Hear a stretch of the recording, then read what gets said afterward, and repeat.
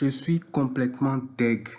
Bonsoir les amis, si vous êtes ici, je sais que ça ne va pas très bien. On a passé une mauvaise semaine.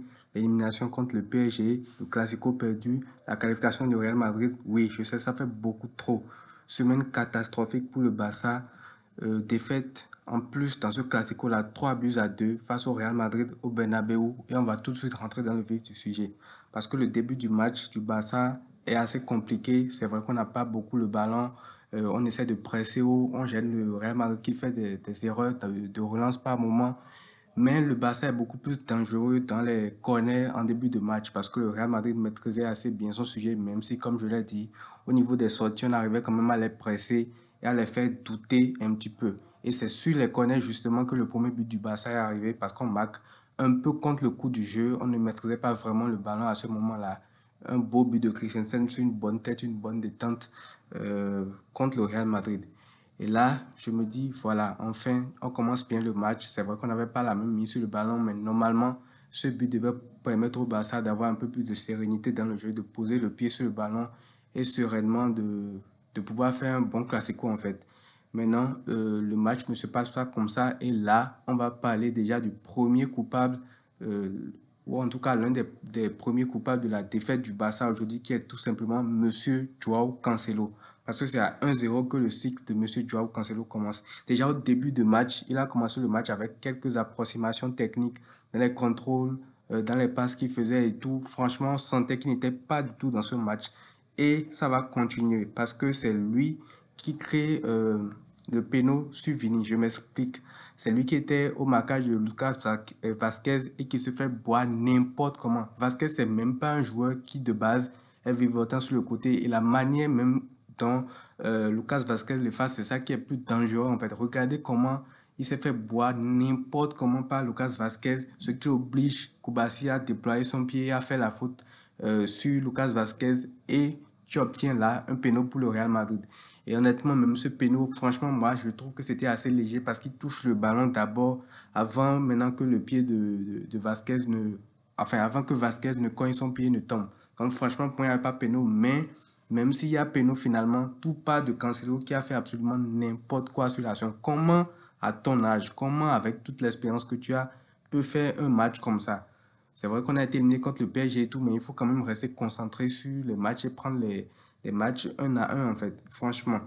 Et après ça, c'est pas fini. Sur le 2-2, il est totalement fautif. Parce que quand Vasquez, ou non, quand Vinicius fait son centre pour Lucas Vasquez, lui, il est où à ce moment donné là pour que Vasquez ait le temps, ait la liberté pour frapper. Un centre qui vient du premier poteau pour le second poteau et tu as tout le temps de t'ajuster, de rester proche de ton adversaire et tout, mais tu lui laisses le temps d'amener une frappe et d'être libre comme ça au second poteau. Ter Stegen ne peut absolument rien faire.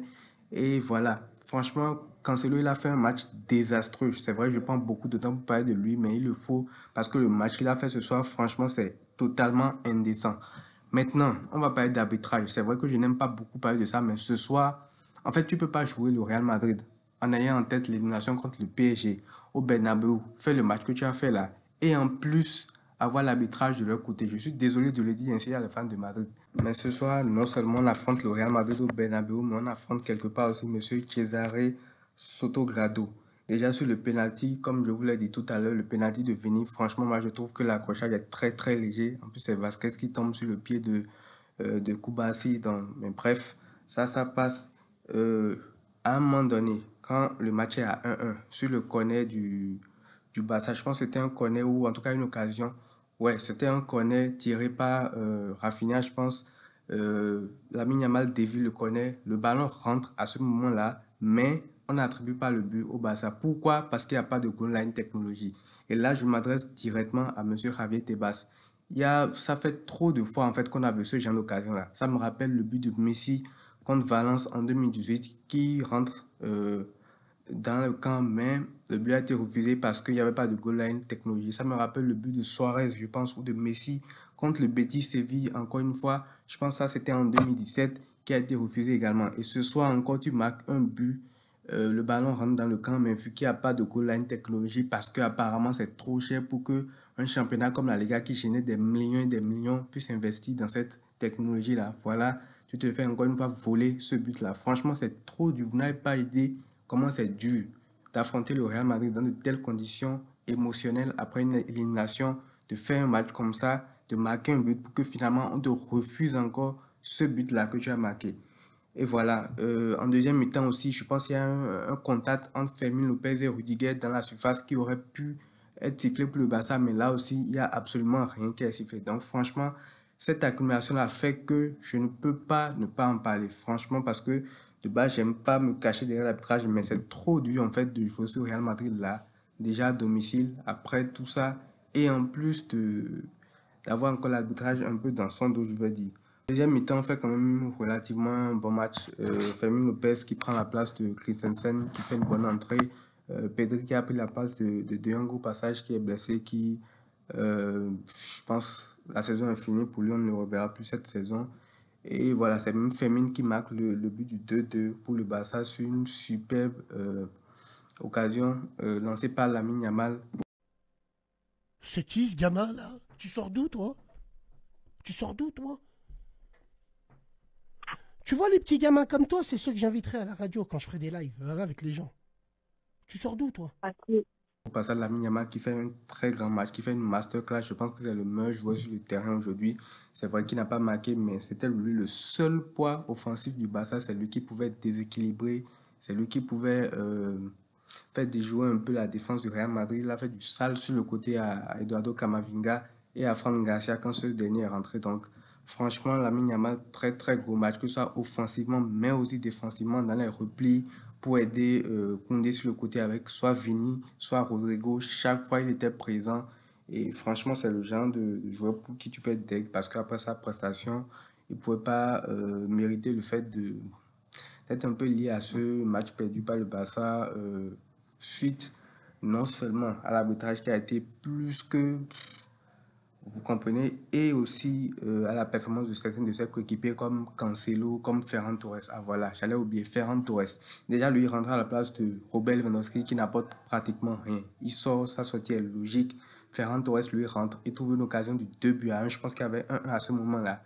Il fait seul devant Lunin et tire à côté. Comment tu peux avoir ce genre de joueur-là et pouvoir gagner un classico en sachant que quand tu vas rater ce genre d'occasion-là, le Real Madrid, à un moment donné, finiront pas te punir. C'est tous ces ratés-là qui font qu'à la fin, et voilà, Bellingham marque son but du 3-2, le Real Madrid gagne le match et puis voilà, ils ont officiellement remporté la Liga. Joao Félix aussi qui fait une entrée vraiment controversée parce que lui, sa nonchalance, à un moment donné, il va falloir en parler. À un moment donné, je pense une occasion, il perd le ballon. Le ballon est juste à côté de lui, mais c'est Joao Cancelo qui vient faire l'effort de récupérer le ballon en touche. Lui n'avait pas du tout envie d'aller chercher le ballon et tout. Donc, ce genre d'attitude-là, c'est les attitudes qui font qu'il n'est pas titulaire en fait. Rafinha aussi, qui était titulaire à sa place, n'a pas fait vraiment un gros match aujourd'hui, mais c'était pas au niveau de cette dernier match, tout simplement, on va dire. Donc voilà, en gros, on perd ce Classico-là 3-2. On laisse filer le Real Madrid au titre. 11 points de retard dorénavant. Et voilà, la saison est totalement terminée. Ligue des Champions, championnat. Tu passes une saison où tu aurais pu faire une demi-finale, une bonne épopée en Ligue des Champions et potentiellement maintenir un peu le suspense en Liga. Mais voilà, en une semaine, tu perds totalement tout. C'est tout pour ce débrief-là. Prenez tous soin de vous, les amis, et à très vite.